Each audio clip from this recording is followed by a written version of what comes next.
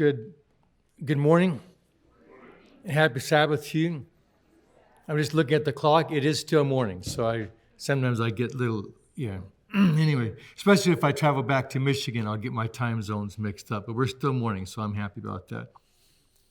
Yeah, I'd like to give you a short introduction to myself, just so you know who I am.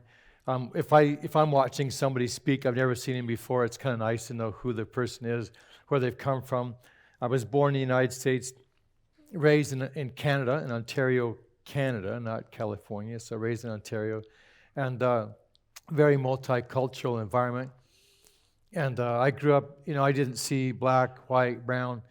To me, it's just family, just all of us kids, all different colors in the same classroom. I enjoyed that.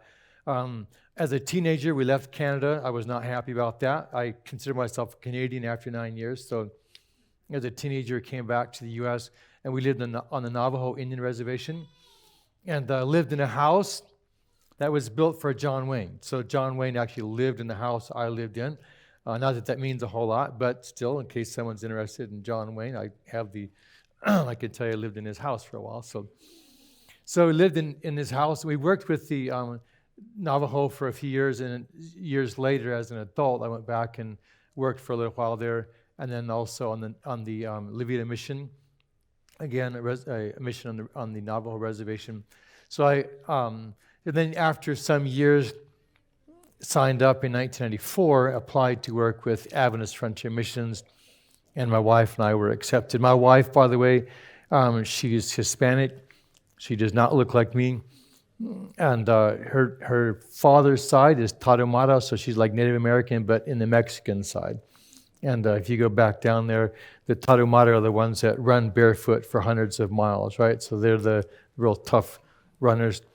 And I found after getting married to her that she is Tarahumara on the inside. Like, she's got this heart that just goes and goes and goes. Few things will stop her if she commits to it. Anyway, so the Lord, I don't know why He chose me I guess I chose her, and the Lord says, if you want her, if you think you can keep up, that's fine. So anyway, it's been a challenge. She's a hard worker, really earnest lady. I love her to death. And so we've been married for 41 years. We've got 4 children. I mentioned to the youth this morning, 3 of our children are biological, 1 is adopted. And normally I wouldn't mention that, except for if you look at her, you would know she's adopted because she's from Papua New Guinea. So my children, one of them looks white-skinned like me, one looks Hispanic, the other one looks like he's Tarahumara, and then we have Marianne, so the skin shade just get darker and darker and darker. And but we have a happy family. We love all of our kids, and they've given us 10 grandchildren so far. And we love all the grandkids too. So I love God, the fact that He gave us families. Someone say amen, please. Yeah, okay. So I love kids. I love to just be there. Grandpa climbing on me, poking me in the eye. I love kids. I love them. And so I think the Lord loves kids too, and I think the Lord loves variety. And I could talk for an hour just about variety. But if you put your glasses on and look with me in the book of Revelation, you can find a couple of interesting verses. Now these, if you were at the service this morning, I did not mention these verses here. But if you look at verse 22 of chapter 21, he's talking about the New Jerusalem. John writes, I saw no temple in it, for the Lord God Almighty and the Lamb are its temple. Okay? The city had no need of the sun or the moon to shine in it, for the glory of God illuminated it. The Lamb was its light. And the truth is, it's kind of nice that God was His light, right? Because how high are the walls of Jerusalem? How high? Like, they're massive. They're just like, 1,000 miles or 1,600 miles, or do the math. Like, it's some phenomenal wall. Like, if that wall went up that high, you would never get any sunshine. Never get any sunshine. You live in the darkness except for like an hour, a couple hours in the midday. But anyway, they don't need the sun. So that's nice because the Lamb and God are in the middle and they provide light. Now, verse 24, here's what I want you to hold on to. The nations of those who are saved shall walk in its light, and the kings of the earth bring their what? Glory and... Now, he does not say the kings of the earth bring their despicable selves into this temple, into this city. What does he say? Bring their glory and honor. Now, today, a lot of people look at other nations and think they're despicable. Right? Look at other cultures and say, oh no, they're not nearly as good as we are. Not nearly as developed, not nearly as sophisticated, not nearly as intelligent. God looks out there and says, no. They're going to bring their glory and their honor into my city. Its gates shall not be shut at all by day, nor there shall be no night there. Verse 26, and they shall bring the glory and the honor of the nations into it. Twice. The scripture reading this morning, young man who read that did a wonderful job. Thank you. And I'd like to see him in a pastor's suit someday. Better yet, in some missionary attire. We can figure that one out for him. Okay. But he is reading the three angels' messages, right? The first one says the gospel, the everlasting gospel should go where? Every nation, kindred, tongue, and people. It's to go everywhere. That's the intent. And then on the back end, what's going to happen? All those nations are going to bring their glory and their honor into the holy city. That's God's plan. That's God's plan. And what's the method He's given to us to make that work? So we have His dream. You can also read in Revelation, chapter 7. You can zip over in the front. Same book. We haven't gone too far. Revelation, same book here. We've got these 12 tribes, right? And then we have this huge group of people. Verse 9, so Revelation 7:9. After these things I looked, and behold, a great multitude which nobody could number, of all what? Nations, tribes, peoples, and tongues, standing before the throne and before the Lamb, clothed with white robes, right? And they're worshiping God there. Like, that's God's dream. That's His plan. And what's the method He wants to use to accomplish that? We can see that in the Great Commission. He tells His disciples, go into all the world and do what? Make disciples of all the nations. Like he said, this is how it's done. It's how it's done. You're gonna go all over the place. Make disciples of all these nations so that someday they can bring their glory and honor into my city. Bring their glory and honor into my city. We're going to talk about the unreached and reached, giving kind of a little outline on how progress has been going. And so we'll get to that in just a minute. I'll give you a little definition of terms. But just before we jump into the devil's trap, the angel's map, and the call to missions, I want to give a couple of short announcements. One, if there's any youth in here, we have a special program this afternoon, 4 o'clock. We've got a couple of student missionaries going to be telling a couple of stories, encouraging you to consider missions, give you a chance to answer a few questions as well. So if you're youth and you want to be there with the student missionaries this afternoon in the youth hall, right? Okay, 4 o'clock. Okay, so you're more than welcome to be there. And I will also be here at 4 o'clock this afternoon, and I'll be telling some more stories with a purpose. I love to tell stories, but I don't want to entertain. I want to tell stories with a purpose. So last night, we shared some stories with a purpose, and we'll be doing it again this afternoon. And AFM, Adventist Frontier Missions, I work with them. I've been working with them for about 25 years, a little over 25 years. I signed up in 1994. And so we did fundraising for a year, ended up going over to New Guinea. But AFM actually started in the late 80s. And when they had their very first call for missionaries, they were looking for a way, how do we find missionaries? They had like a little newsletter they'd send out and encourage people to consider being a missionary. So they got their first missionary family. They continue sending this little newsletter out saying, we need more missionaries. And then they're giving the reports. This first missionary family, this is what's going on. They're over in the Philippines, in Ifugao, and the Mark Scalzi family. So they're giving little reports on how things are going. The first baptisms, people are watching that, and this little newsletter going out. Then the second missionary family goes out. And the third missionary family. They're reading about the Jollies opening up the work up in Mongolia, right? The very first Seventh Adventist ever baptized up there. They're reading about that story, right? And then Mr. Jolly, Brad Jolly, he ended up getting cancer and dying shortly after that. He never did get a chance to finish that project. But this little magazine has been going out for years. And when I was hijacked in 2007, I had a little story in there explaining what happened and how I managed to walk out with my life when they told me I was going to die, right? And so, you can read in there stories about missionaries across the globe that are just trying to move God's work forward. As you opening up that magazine and begin reading through the stories, it's like taking a tour of the mission field. And I'd like to encourage you, if you don't get the magazine, it's free. We see it as a way of educating people about missions. Like keeping you updated, and this is what missions is all about. It's also a way to get reports. If you're supporting a missionary, you can find out what he's doing.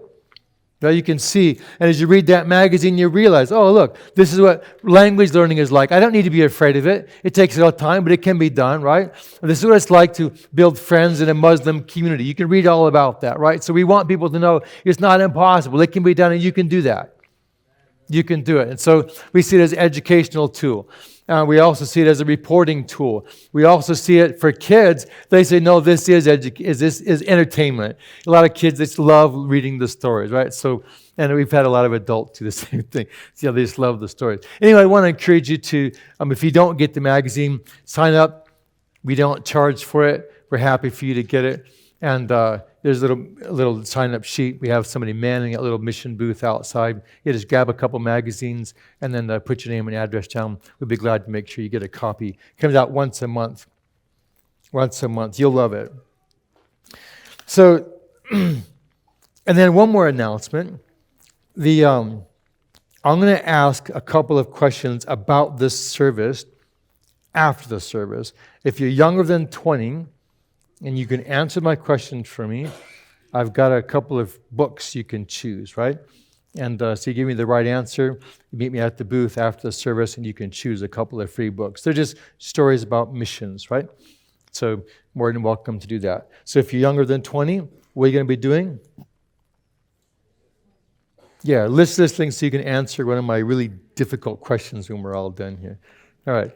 So the devil's trap, the angel's map, and the call of missions.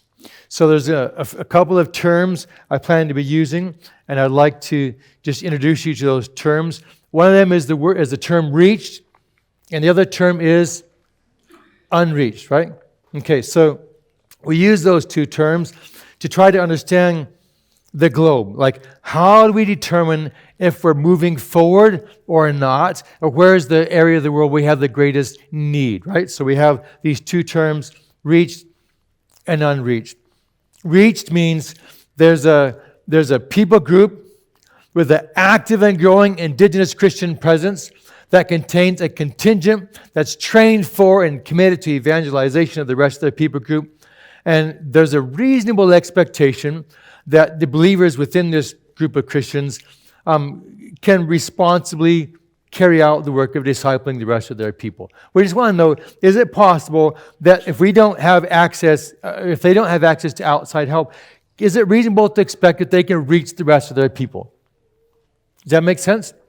Okay, so unreached is a group of people that has not been effectively reached by the gospel due to factors, barriers, language differences, cultural differences, prejudice, geography, political oppression. We're looking for barriers that would prevent the gospel from moving from one area to the next, right? Anything that would prevent that. And so if we see a number of significant barriers, we know, look, the gospel is not reaching those people. And if we leave things as they are, it's not going to reach those people. We call them unreached. So if there were no Christians at all in the United States, would we call it reached or unreached? If we have one Christian in the United States, we call it reached or unreached? Reached or unreached? Unreached. If we have 1,000 Christians in the United States, remember there's 300 plus million people in the United States. If you have 1,000 Christians here, can we call it reached now, or is it still unreached? Yeah, probably still unreached, right? 1,000 versus 300 million? Okay, it's still going to be unreached. What if there's 1 million Christians in the United States, but they're all living in Hawaii? Is it reached or unreached? Okay, you would say maybe Hawaii would be reached, right? But the rest of the U.S., unreached. Okay, what about if there's 20 million Christians in the United States, but all of them are immigrants? The Native American population or the common American population, would you say they're reached or unreached? They're still unreached. There's a lot of Christians here, but they're all so they're all immigrants. That's trying to think of a nice way to say that. Because I can't say native because that means native, right? And we do have natives that are unreached, even though most Americans in the rest of the continent or the country are considered reached.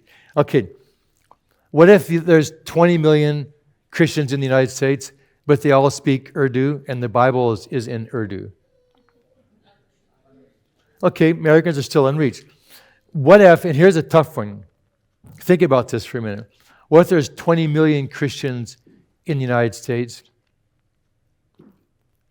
and they've all been raised Christians and they don't believe in witnessing?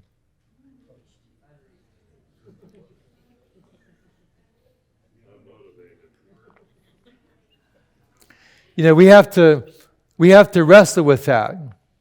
Because we're wanting to know, is there enough to actually reach the rest of the people? Right? Is there trained? Are they thinking? Are they committed? Are they actually living like disciples? Ask yourself this question. If all the Christians in the United States witness as much as I do, is there a hope that the rest of this country will learn about Jesus? Are you with me? Okay, so we're wanting, the objective is to reach all the nations, right? To reach everybody. That's the objective. So we have to ask the question, what does it take to actually get to that point? Okay, so reached and unreached. We'll flip the next slide over here. There's a map of the world, and you can see how many continents. There's 7.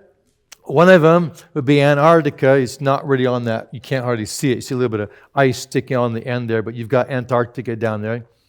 Okay, so we're going to be talking about basically the 6 continents. Can anybody tell me how many people live on those 6 continents? I looked it up the other day. It's like 7.98 billion.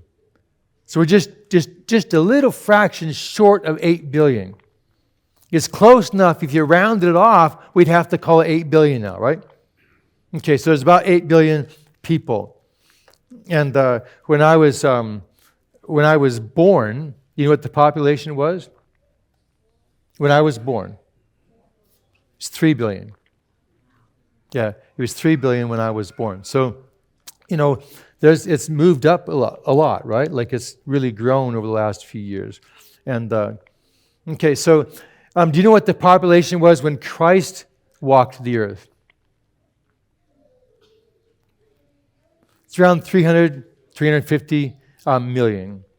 Some claim a little less than that, some claim a little more, but between 3 and 350 million people. So that's about the population of the U.S. right now. So the global population when Christ was here is about the American population now. Make sense? Okay. And when at that population, Christ made the Great Commission, saying, go and make disciples of All nations, okay? Didn't just say make church members. He said make what?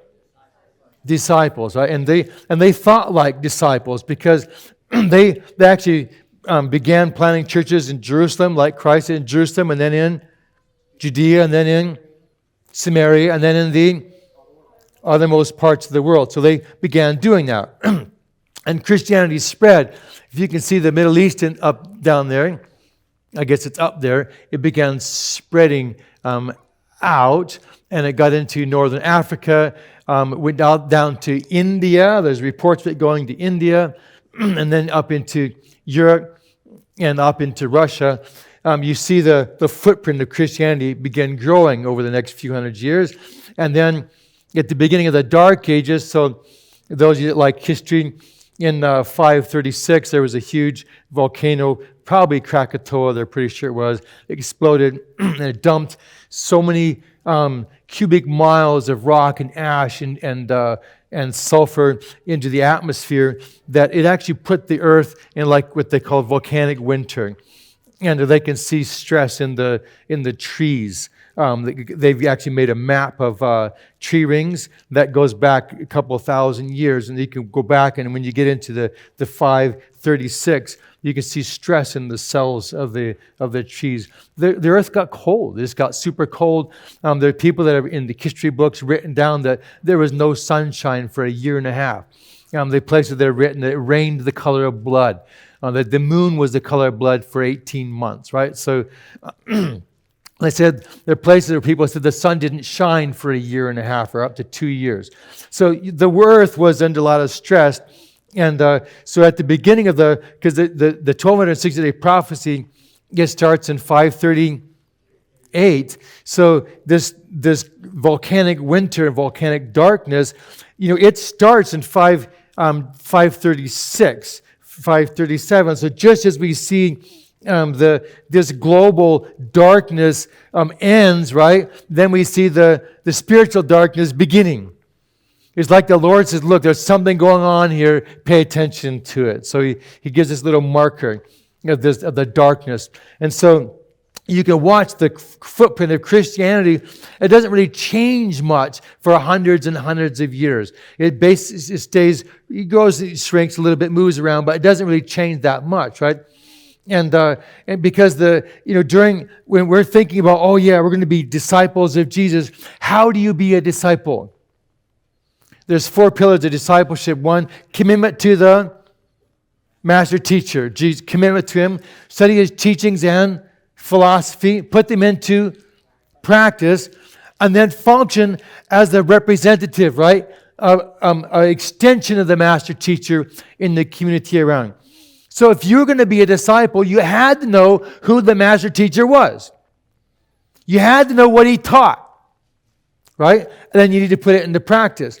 And so they hand copied the Gospels, Matthew, Mark, Luke, and John. They hand copied him by the thousands and tens of thousands. Why? You needed them in order to be a disciple. You needed to know who Jesus was. How could you tell somebody else if you did not have an accurate record? The Gospels tell you what Jesus' teaching was and his philosophy. How could you be a disciple if you didn't know that? So you had to have copies of that in order to be a disciple. So they copied them off. You got the full-length scripts. You've got they had like an average scroll length, and they would copy like Luke and Matthew, be the longer versions, full scrolls, and you got the half versions like Mark and John, a little condensed versions. So you've got those. You can get either one you want, the full length if you got the money, or the half version. You can get that one. Okay, so the point is those are required. And they, as the gospel spread, those spread also. But all of a sudden, it changes now. There's no longer a concern about discipleship. Because Christianity shifts in focus. It's more about politics and governance, right? Managing a piece of physical territory, dirt. When that happened, what happened to the gospels that used to be hand-copied and spread by the thousands? What happened to them? They're chained up. You find them in monasteries and churches and libraries. They're locked up there. They're not hand-copied and spread around. And so discipleship, it really came to just dampened down, right? It really shrunk. And so the footprint didn't change for a long time. And then you've got the Reformation, and you see, again, a revival and concern about missions in the 1700s and the 1800s. And, of course, the Seventh-day Adventist Church was born in this time frame where, once again, people are concerned about missions, right? And the Seventh-day Adventist Church, our identity is wrapped around what? The three angels' messages. We are the people of the three angels. The book, the whole Bible, but the three angels' messages. We see ourselves, we're people, we have that responsibility to bring the three angels' message all around the world. And the very first angel's message is what? The everlasting gospel. Fear God and give glory to Him, for the hour of His judgment is come. We've got this everlasting gospel to bring to every nation, kindred, tongue, and people. So how are we doing? How are we doing? Just want to share a little news here. Are you familiar with that term, 1040 window? Okay, so you got the 1040 window there. On the east and west, it's bounded by the Atlantic and Pacific Oceans, right? And then you've got 10 to 40 degrees north of the equator there. And so you've got that little section of land. And if you think about unreached people groups, between 95 and 98% of all the unreached people groups in the world live inside that window. Okay, so almost all of them are living inside that window. And so for the people who live outside, people are enjoying Christianity, we can look at that and say, well, look, we're almost all done. Right? Because most of the world, they're considered reached. There's enough Christians there that they could move the work forward if they wanted to. So there's a small window there. And we look inside and say, well, China, we know China's got, Christians there. They may be underground. There's underground and there's above ground. There's two, the ones that the government knows about and those that they don't. But they're living in China. We know there's millions of Christians in China, and we know there's millions of Christians in India. So it's easy to look at that map and say, well, wow, if that's all that's left, and we know there's millions of Christians there, then it makes us feel like the work is almost done. Almost done. So what I want to do is I want to move populations around a little bit because there's a lot of people who live inside that window. There's massive cities, lots of them. And it's easy to misunderstand how many people are actually living there and misunderstand the scope of the work that has yet to be done. So I want to just give you a little hint about just anybody's used one country, India. Do you have any idea how many unreached people groups are in India? There's more than 2,000. More than 2,000. Now, think of this too. Inside of India, one country, there's nearly 500,000 communities without a single known Christian. Just think about that for a little bit. Okay, and it's easy. We do evangelism there. We know that there's more than 1 million Seventh-day Adventists in India. And it's easy for us to feel like, wow, that's a lot. We're getting close, right? So we're making progress. Do you know how many people live in India? Yeah, it's almost, I think they figured next year the population of India will surpass the population of China. So it's like 1.44 billion. Nearly 1.5 billion people live in India and China, right? So they're competing now. All right. So in that one country of India, if you baptized 10,000 people per month, would you feel like a success? Okay, so just think about this. If you did that, 10,000 a month, and 1 year, that would equal how many? 120,000. And if you baptized 120,000 people, would you feel pretty successful? Just remember this, in that same time frame where you baptized 120,000 people, 24 million babies would be born. Same country. Okay, I just want you to realize, we can make progress and still the need outpaces us. Okay? The need outpaces us. And it's one of the reasons why in the early 1900s, when the Adventist church was just launching missionaries out into the mission field, right? There's about 35% of the world's population considered themselves Christians, right? And now they figure it's closer to 30%. Yeah, we're getting outpaced. There's just so many people being born. Anyway, so yeah, just trying to get some perspective here. We're going to change slides. That's what the 1040 window looks like if we move the little square box, right? The square window. And we continue the color code. So if a country has a significant number of unreached people groups in it, and they were partly inside the 1040 window, we can't just divide the country in half. So we just finish the color code outside the window. So those are the countries that are considered inside the 1040 window with significant populations of unreached people. Okay, so just make that change a little bit. Now, what we're going to do is we're going to move populations around. And so we have about 8 billion people on the planet. And among those 8 people, about 40%, I think I read the other day, their figure is like 42%. But it's a little over 3 billion people are considered unreached, so living in unreached people groups. A little over 3 billion. So that was the population of the earth when I was born. How many is 3 billion? Can you fathom that number, 3 billion? So I want to help you with that. So if we were at a hot dog stand and we're waiting for a hot dog, right? And there's 3 billion of us. Okay, so here's the hot dog stand, and I'm waiting in line, and there's somebody here right behind me, someone behind him. And you know how long that line would be if there was 3 billion people in it? It'd be long enough to go all the way to the moon and back, go back to the moon and back, and begin heading off to the moon again. Yep. Is that a long time?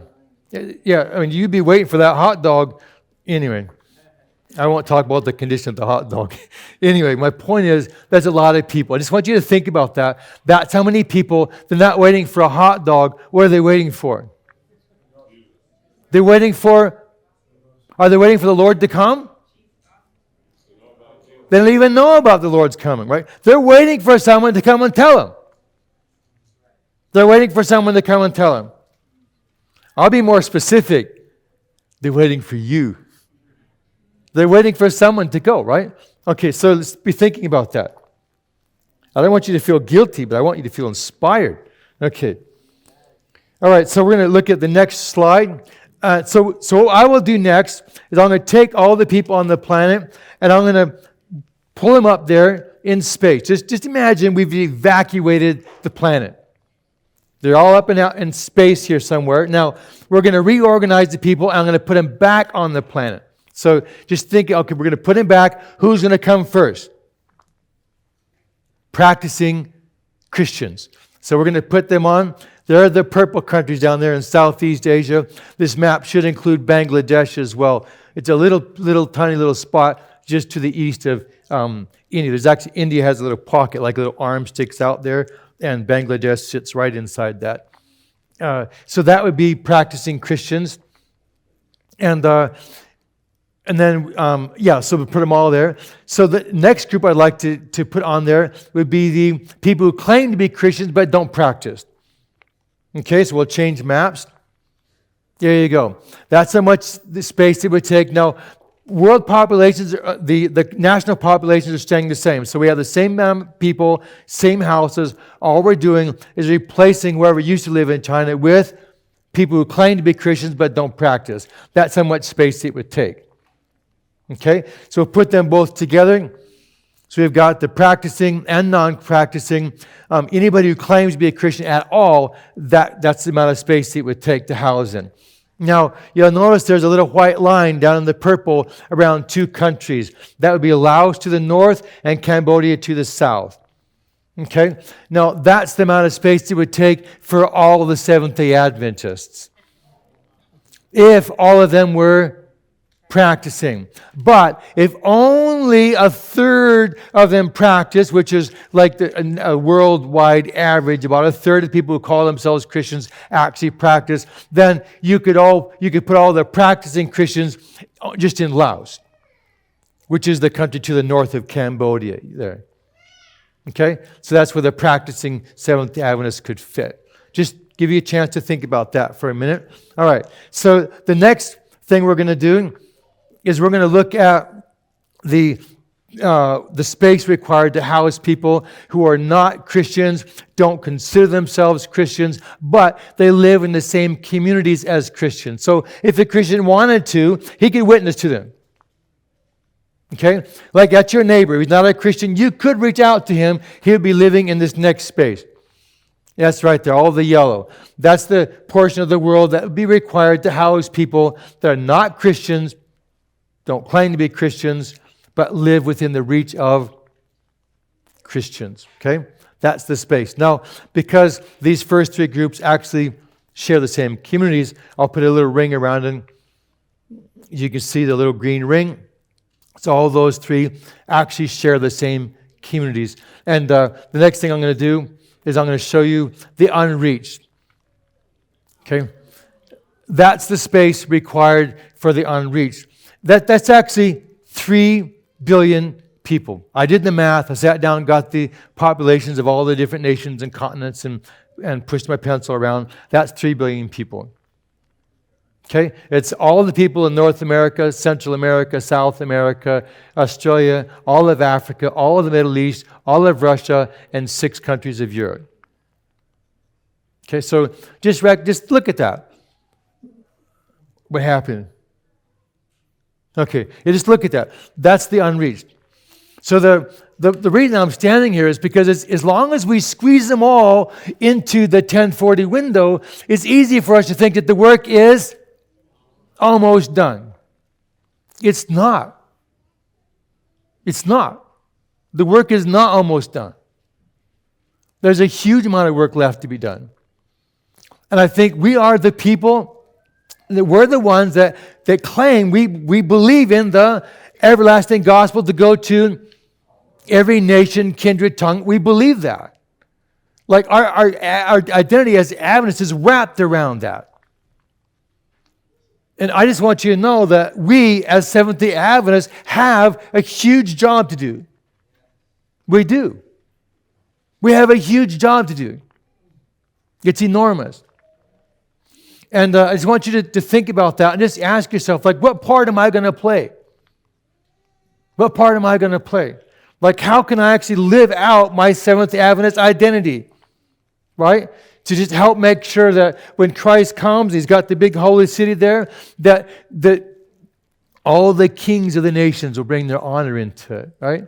The glory and the honor of the nations will come into that. We can have a part to play in making that happen. God's calling us to that. Like that's what the three angels message is all about. He's trying to say, think about this. Just stir up our imagination, right? And get our hearts going in the right direction. There's a work to be done. So I want to tell you 2 stories. This morning I only got one, and so I'm going to try to squeeze 2 in. I know it's 25 after. Can you give me a little grace so I can tell you 2 short stories? Okay, so one of the reasons that we often don't go into these places and work is because we feel like, they're fortresses. And it's easy to feel like that. We know that there's huge Muslim communities that don't necessarily welcome Christians. Are you with me? We hear stories about Hindus killing Christians, right? We hear stories like that, and it's easy for us to feel like these are huge castles with great big stone, walls that don't want anybody to come in. It's easy to feel that way. But if you're standing on the outside and trying to look at this huge fortress, how can you tell the difference between a castle and a prison? How can you tell the difference? From the outside, they all look the same. Huge, massive stone walls, gates, the moat, like they look the same. they look impregnable, like nobody wants us in there. But if it's a prison or if it's a castle, the difference is what you see on the inside. If it's a castle, you've got all kinds of people defending themselves on the inside. They don't want you in. But if it's a prison, those people on the inside want out. Who's the one that does not want them out? It's the guards and the rulers, right? But the people themselves want out. And, I want to tell you, there's a lot of these places that we consider to be castles that are actually prisons. That's the truth. I hear about them all the time. AFM has connections with an attempt to reach out to Muslims who get dreams. And in the dreams, Jesus is talking to them and say, come follow me. They get dreams of revelation. They get scenes from revelation in their dreams. And they're trying to figure out, this is massive. They're like, this has got to be important. Like, this is really awesome. They just seeing these, and they're wondering, where does it come from? Right? And they're praying for light. They're praying that God will show them the right road, to walk on. And he's reaching out to them. And there's a lot of people who actually want that light, but they're told, no, don't read they're prisons. People are trying to be held away from the Bible. Don't talk to Christians. Don't even question, they're being warned against Christianity, right? They're prisons. They're not wanting to be in. They actually want help on the outside. There's lots of them, millions. We just have to recognize that. And recognize you can't go about reaching in the same way we do people in the U.S. We have to learn to think differently, but also recognize that there's a lot of them in there that want out. And so a good friend of mine, I knew him when he was little, pushing his little car around on the sidewalk. He grew up in a Christian family. They moved to the Philippines, began doing ministry over there. And while they're in the Philippines, the young boy, his mom's a nurse. She treats patients. She gets her Merck's manual and gives it to her 11-year-old son, and one to her husband, and her Con's desk reference. They find these little manuals. They listen, I've got this patient. He's presenting these symptoms. Got to help me figure out what's going on. So this 11-year-old, he begins reading, Merck's manuals. And 12 years old, 13 years old. By the time he, gets to be an older teenager, the kid's brilliant. He doesn't think like most 15-year-olds. Anyway, that's besides the point. So his parents finished their project.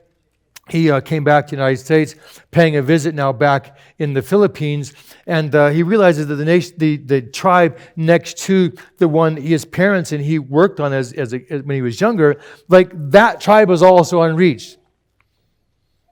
And he thinks, well, look, we need to do something about this tribe also. But that tribe also, we had so much witchcraft and sorcery and curses and like so much of it, like they said, it was just completely infested with demons. And people didn't want to go in there, and they didn't want people in there anyway. They had guards all around the outside, and they threatened to do curses and kill anybody that penetrated their territory. So people looked at it as a castle. It's a castle. And this young man thought, man, they need help in there. And he thought, should I go in there or should I not? And a good friend of his, one of the spiritual leaders among the Alangan, said, listen, I had a dream, and he showed him the dream. I told him the dream. Said, God showed me he wants us to go in there. And as a teenager, he says, listen, if that's the case, you know the story of Joshua, right? Joshua comes back, enters Canaan, and he was one of the two faithful spies, and Moses said, look, that land you walked on, you can have it. And so when he comes back into Canaan, years later, he tells Joshua, look, God told me I can have that mountain. He says, give me that mountain. Give me that mountain. And so my young friend, as a teenager, he said, God, give me that mountain. I want that mountain that those people are living on. And he went back and told his parents, I'm going to go back and work there. I'll be the missionary for those people. And God's going to give me the unreached people, and we're not going to call it unreached anymore. We're going to call it reached. Yeah, God called me as a teenager. His parents said, "No, son, you can go, but you're gonna go to finish high school first, and go to college." He says, "No, I got to go now." Like he had that burden. He said, "No, no, no." All they could do to hold the reins on that young man. He wanted to go. Well, eventually, he finished college, and he went back over there, and he began the work. And they want to do a scouting trip, and they got some guys ready to go do the scouting trip, and one of them. Same guy had a dream before, has another dream. And he says, I had this dream, I got to tell you about it. So they were listening to him. And he says, I saw this, like a big round globe, like the earth, and I saw that. And it's like this, I could hear this voice talking to me. And I could see this earth getting closer and closer. And it was all color-coded. You could see like different shades of brown and green. And this voice told me, you see this, the light green? Those are places that would be receptive. If somebody would only go there and give the gospel, these places would be receptive. And he could see light green patches all over the globe. In other words, it wasn't all castles. A lot of what we considered castles were actually what? Prisons. People wanted out. And as he saw the place of the Batanan that he wanted to go work with, he got closer and closer. He looked and said, there's green all over the territory. There's green all over, there's hope. He said, we're going to do it. So they started making plans to get in there. And since they started making plans, he started getting sick. He got so sick he could hardly move. For months, he was crawling around in his house and out of the house to go to the bathroom. He was sick. And he'd pray about it and pray about it. And after some months, he said, Lord, I'm going to die. I'm going to die. If you want me to die here, I'm happy. Like, I don't mind dying if that's what you want. But if you want me to work somewhere else and you want to take me somewhere, I'm happy. I made a commitment here. But if you want me to go, that's fine. But you need to be the one to tell me to go. I'm not going on my own. And he felt like God told him, I want you to stay there. So he said, fine, I'll stay here. Months later, he was still sick, still felt like he was going to die. So he prayed again, said, Lord, I'm happy to die, but if you want me to work and use my life somewhere else, that's okay too. And he felt like God told him, no, stay there. So he did. He stayed there. And he was still alive a couple months later, still really sick, but still alive. And his buddy, the guy that had the dreams, came to him and said, you know what? I don't think this is germs. I think the devil doesn't want us to get in there. He's got this in this little trap, right? Where inside our minds we feel like we can't go. And he wants us to worry about this little thing here. And we can get so focused on our uncomfortable circumstances that we don't do the work that God has given us to do. So I think we need to just move forward. And he says, listen, every time we leave here, we get better. Every time we come back, we get sick. What do you think? And John said, you're right. We're right. We're going to start having some Bible studies. We're going to announce it right now. And so they made the announcement, started talking to people, trying to work towards having Bible studies. And 5 years later, there's more than 1,000 believers there. More than 1,000. Listen, what was considered a fortress, like this castle, was actually a prison. And I want you to know, I believe that a lot of the places out there actually, rather than being color-coded red, should be colored light green. And I also believe that there are people in this church that could bring hope to those light green areas. They would be receptive if somebody would only go. I'm convinced this church could actually fix that problem. And, there's like 7,000, I've heard 6,700, I've heard like 7,200 different organizations trying to calculate how many unreached. A good friend of mine is actually working for Adventist Mission on a project to figure out exactly how many of these the Seventh Adventist Church has a presence in and how many they don't. And I want you to know, if you're just wondering if there's a place for you, there's plenty of space. Yeah. Plenty of space. And I'd like to encourage you as a church to ask yourself, are we willing to commit ourselves to removing the from one of those unreached people groups? Right? To find a missionary amongst yourselves, just ask yourselves, who can do that? And the rest of us, like, what role can we play to help provide for them and just remove the Like my friend, as a teenager, he said, look, give me this mountain. Can the church here ask God for a mountain? Thank you. Thank you so much for joining us today. We hope and pray that this service has uplifted Jesus Christ as our Lord and Savior, and that you personally have been drawn closer to Him. If you have any questions or comments, please text us at 909-492-0738 or email us at office@mentonechurch.org. We look forward to seeing you next time. God bless.